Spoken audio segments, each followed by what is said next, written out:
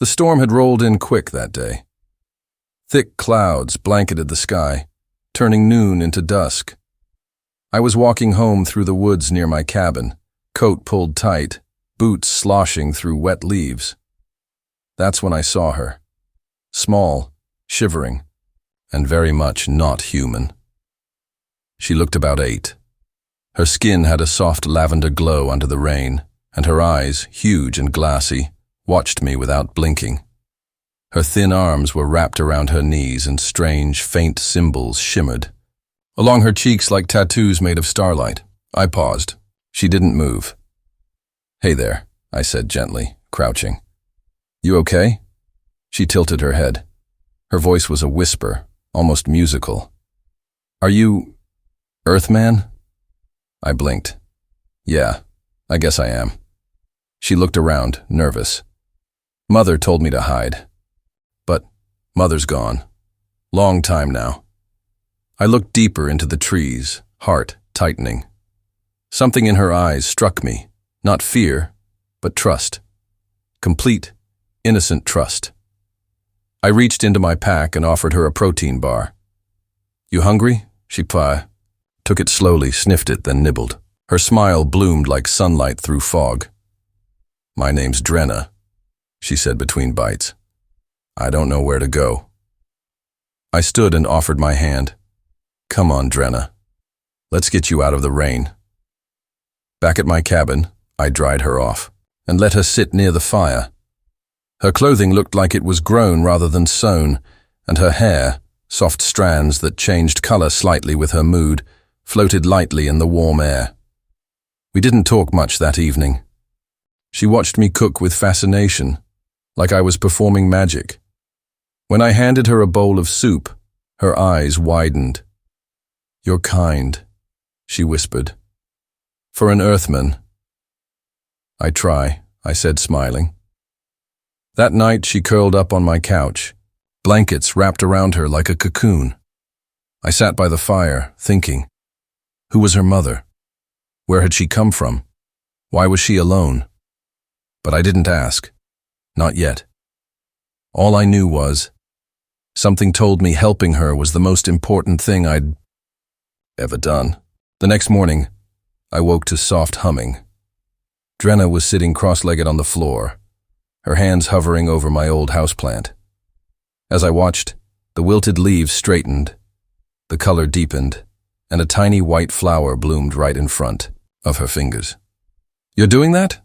I asked, still half dazed from sleep. She smiled shyly. "It's a gift from Mother. Life touch. Only a little bit. I'm still small." I sat on the edge of the couch, watching her work. Her presence had already changed the feel of the cabin, warmer, lighter, somehow more alive. She wasn't like the stories on the news, those broadcasts about distant species or cold encounters. She was soft, gentle, real. "Can I ask, where's your mom?" Her smile faded a little. She looked out the window. "We were hiding. From hunters. Bad ones. They didn't want us on Earth. Said we don't belong here. Mother told me to run, and I did. But she didn't follow." My throat tightened. "I'm sorry." She nodded, quiet again. I waited. Then I wandered. Then I found you. A strange ache settled in my chest. I reached out, brushing a bit of hair from her face.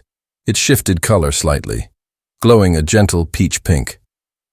"You're safe here," I told her. "I promise." That day we stayed inside. I taught her how to play. Checkers.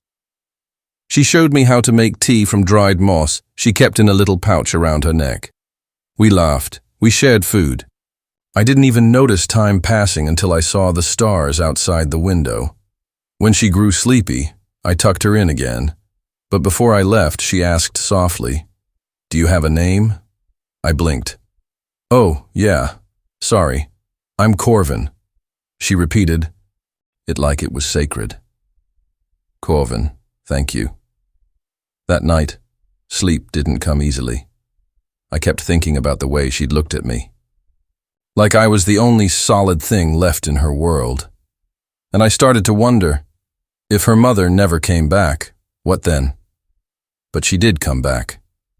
Just not the way I expected. It was 4 days later.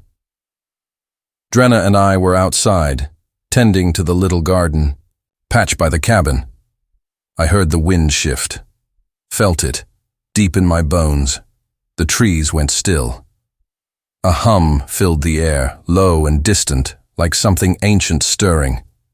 Then a shimmer, like heat over pavement, and she appeared, tall, regal, barefoot, on the forest floor. Her skin was a deeper violet, her hair longer and braided with vines that moved like living threads. She stepped forward with purpose, eyes locked on me. Drenna gasped. "Mother!" She ran, and the woman dropped to one knee, catching her in trembling arms. For a moment, they clung to each other, both making soft sounds I didn't understand. Then the woman looked up at me, and something passed between us. Not fear, not anger, recognition. "You are the one who kept her safe." I nodded, swallowing thickly. I did what anyone would do. She stepped forward, Drenna still holding her hand. Her voice was like a warm breeze laced with thunder. "No, not anyone, only you." I didn't know what to say. Then she did something I'll never forget. She knelt, right there on the forest floor, in front of me, and with eyes full of depth and sorrow and hope, she said, "Please, Corvin, take me as your bondmate. Let me stay. Let us belong." My heart stopped. The wind whispered through the trees, and I realized this was only the beginning. I stood frozen. Her words echoed in my mind. "Take me as your bondmate." It sounded like something out of a dream, yet there she was, kneeling, proud, yet vulnerable, her violet skin kissed by sunlight through the trees.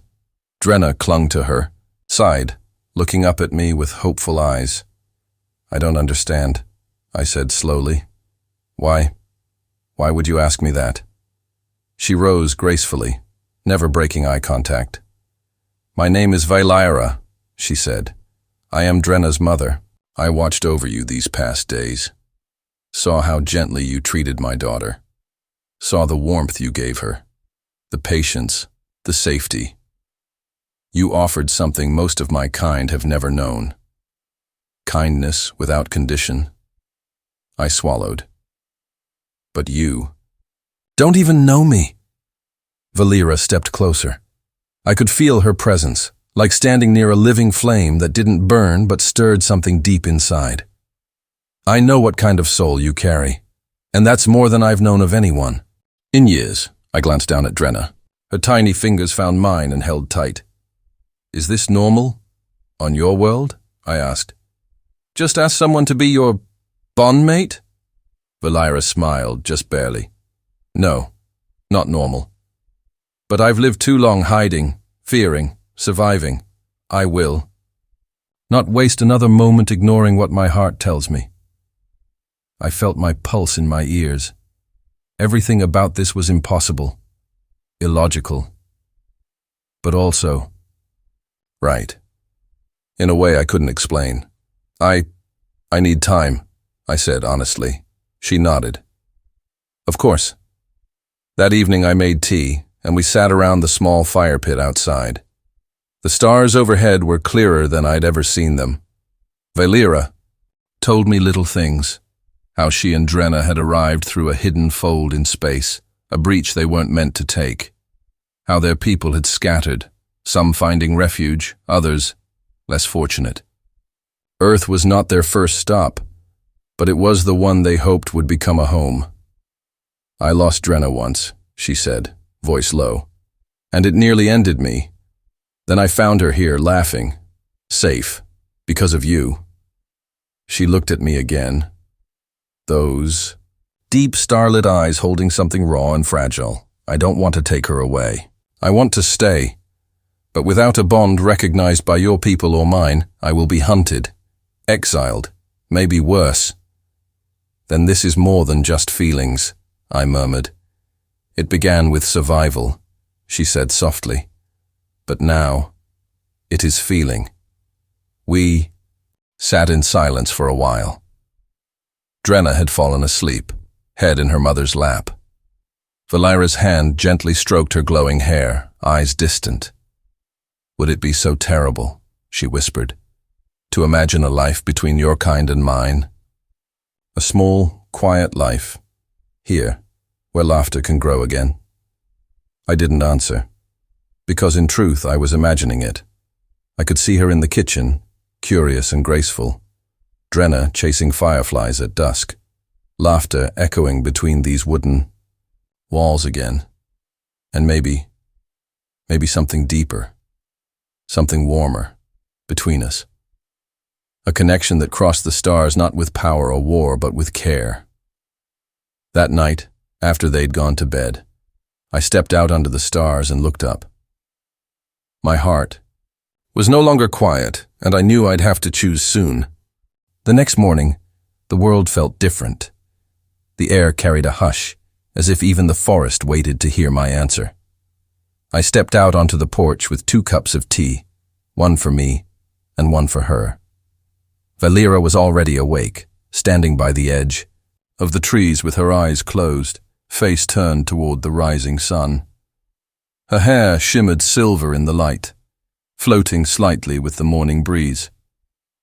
"You always up this early?" I asked, offering the cup. She opened her eyes slowly and took it with a gentle nod. I used to watch many suns rise, but none as beautiful as this one. We stood together in silence, sipping. There was no pressure in the moment, just the quiet pull between us. "Valera," I started. She looked at me, calm and open. "I'm not the kind of man who says yes to something without knowing what it means. I live simple. I don't have a family. I barely have neighbors. This place, it's quiet, but I like it." "I know," she said. "That's why I chose to speak my heart.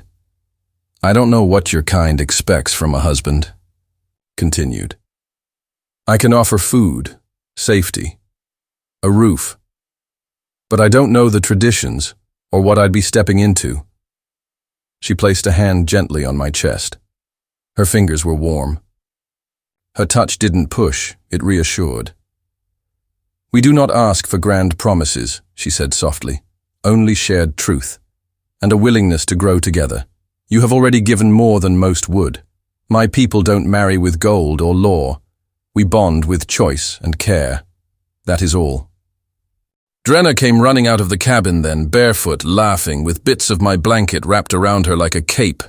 She leapt at me, and I caught her easily, spinning her once in the air.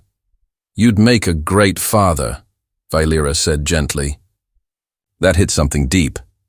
I hadn't thought of myself that way in a long time, maybe ever. But with Drenna in my arms, giggling against my shoulder, it didn't feel strange. It felt right. Later, we went into town. I was nervous. It wasn't a big town and folks were friendly, but they noticed things. And Valera? She didn't exactly blend in. Her skin shimmered in the sunlight, and her grace was too perfect to pass as human. I handed her a coat and a scarf, but still, she stood out like a rare flower in winter. People stared. A few whispered, but no one said a word to her face. Not when she walked beside me with quiet strength, holding Drenna's hand. At the general store, old Mr. Colvius gave me a look. I braced myself. "She from around here?" he asked, nodding toward Valera. I hesitated. "No, she's not." He stared a little longer, then shrugged. "Well, she's better company than most around here, and the little one's got a smile like spring." I nearly laughed. On the way back, Valera touched my hand. Just lightly, but it lingered. "Even your people are not without kindness," she said. "That's the good ones," I replied. "We try." That night we sat by the fire again, Drenna was asleep, curled up near the hearth. Valyra leaned close, her voice low. You never answered. I looked at her, at the firelight dancing on her skin, the way her eyes held stars even in the dark. I don't need to know everything, I said. I just need to know if you truly want this. Not just for safety, but for me, for us. She placed a hand over mine. I want you, Corvin. Not as a shield, but as a heart I can rest beside. Let me stay. Let me belong. I reached up, cupping her cheek. Her breath caught. Then yes, I whispered. Stay. With me. She closed her eyes and leaned into my touch, and for the first time in years I felt complete. The wedding wasn't a grand affair. There were no crowds, no speeches, no music, just a sky full of clouds rolling gently over the trees, and the soft chirping of birds that sang as if they understood the meaning of the moment.